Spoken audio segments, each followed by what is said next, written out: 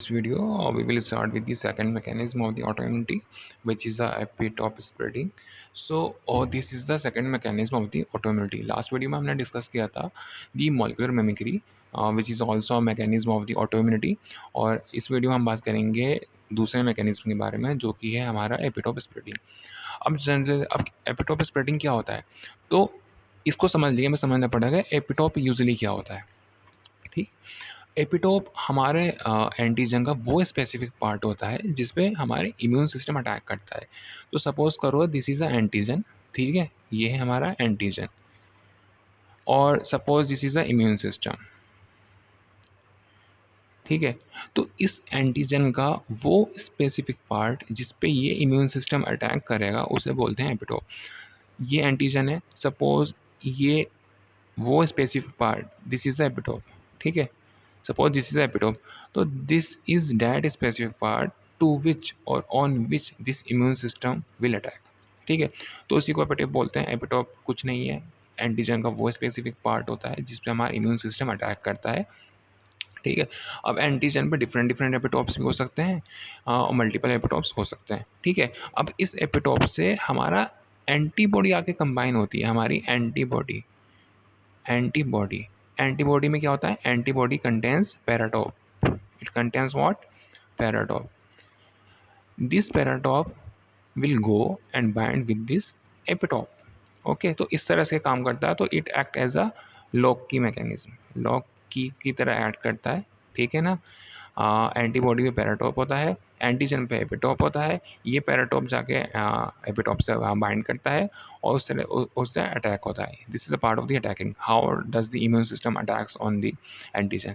सो हमें समझना है एपिटोप क्या होता है. तो एपिटोप वो स्पेसिफिक पार्ट होता है एंटीजन का जिसपे इम्यून सिस्टम अटैक करता है. ठीक है, अब एपिटोप स्प्रेडिंग में क्या होता है, अब जब कभी भी इम्यून सिस्टम का एनकाउंटर होता है विद दी एंटीजन. ठीक है, फॉरेन ऑब्जेक्ट्स, एंटीजन हमारा कुछ भी हो सकता है.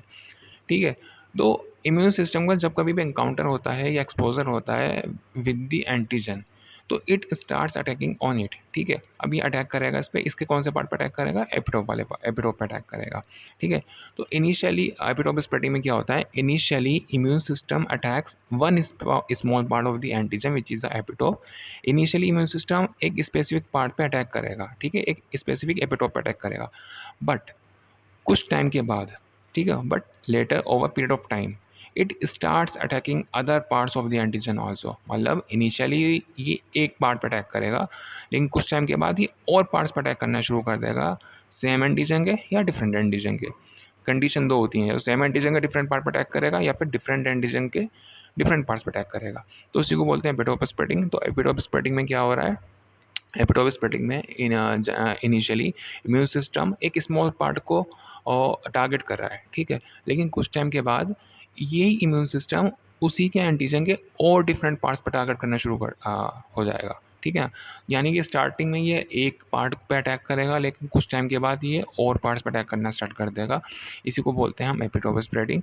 अब एंटीजन में मल्टीपल एंटीजन्स के मल्टीपल एपिटोप्स हो सकते हैं, सेम एंटीजन में मल्टीपल एपिटोप्स हो सकते हैं. ठीक है, तो इसमें हमारे दो चीज़ें देखने को मिलती हैं. एपिटोप स्प्रेडिंग में हमारा दो चीज़ें देखने को मिलती हैं.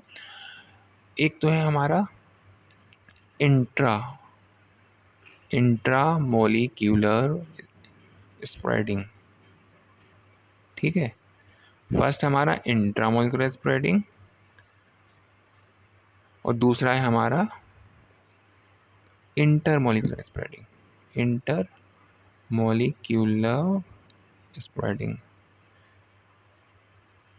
ठीक है, ये दोनों हमारे एपिटोप स्प्रेडिंग के पार्ट है. तो एपिटोप स्प्रेडिंग दो टाइप की होती है, इंट्रामोलिक्यूलर स्प्रेडिंग और इंटरमोलिक्यूलर स्प्रेडिंग. अब जनरली क्या होता है इंट्रामोलिक्यूलर में और इंटरमोलिक्यूलर में, जो हमारा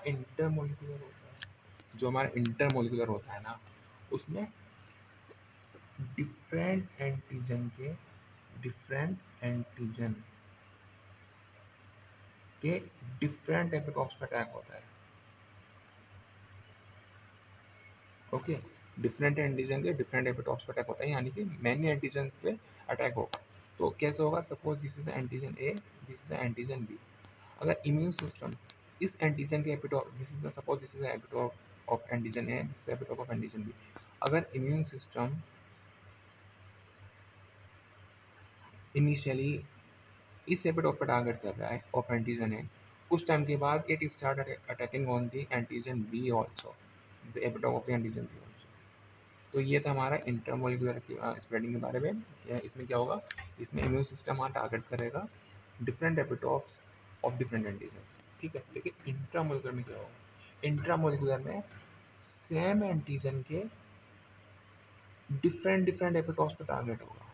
suppose these are the different epitopes, multiple epitopes of the same antigen. इसमें क्या होगा, इसमें इम्यून सिस्टम